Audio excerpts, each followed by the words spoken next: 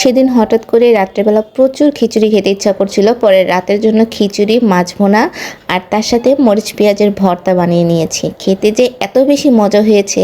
Hello everyone, আসসালামু আলাইকুম। আজকে একটি নতুন ব্লগ ভিডিও নিয়ে চলে এসেছি। আশা করছি আপনাদের সবার কাছে ভালো লাগবে।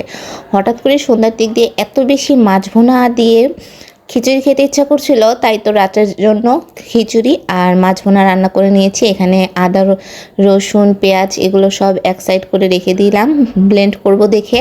আর এখানে কিছু আস্ত মশলা নিয়ে নিয়েছি, 1 চামচ সরিষা, 1/2 চামচ পোস্ত দানা, তারপর দারচিনি, এলাচ, লবঙ্গ। আর এখন হচ্ছে পেঁয়াজ, রসুন, আদা এগুলো সব একসাথে ব্লেন্ড করে নিব। এদিক দিয়ে হচ্ছে আমার সেই প্রিয় পাঙ্গাস মাছটা নামিয়ে নিয়েছি। আর খিচুড়ির সাথে পাঙ্গাস মাছ ভুনা করলে যে এত বেশি ভালো লাগে খেতে।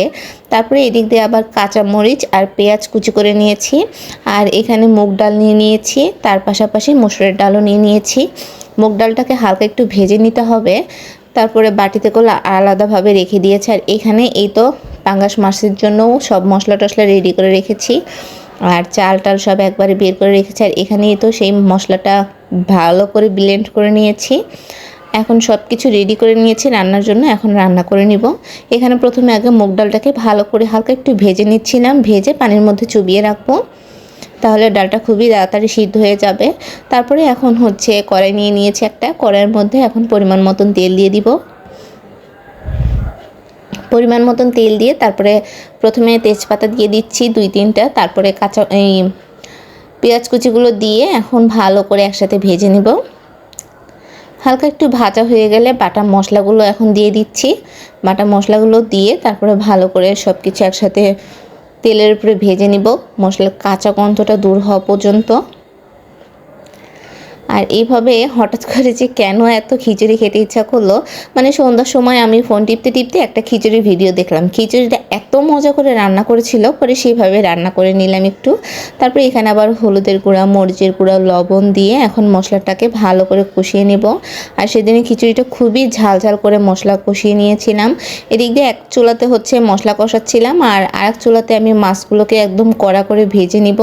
তাওয়াতে তেল দিয়ে তারপরে মাছের মধ্যে হলুদের গুঁড়া, মরিচের গুঁড়া, লবণ দিয়ে ভালো করে মাখিয়ে এখন হচ্ছে তার উপরে কড়া করে ভেজে নিচ্ছি।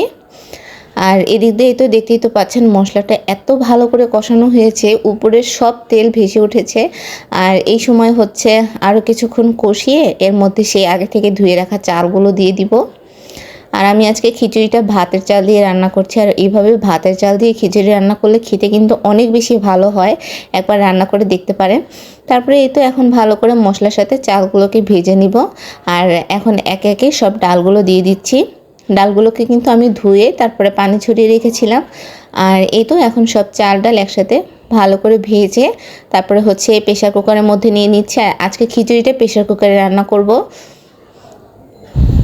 আর এখানে হচ্ছে একটু আমি ভুল করে ফেলেছিলাম, প্রেশার কুকারে খিচুড়ি রান্না করতে যেয়ে আমি একটু বেশি পানি দিয়ে ফেলেছি।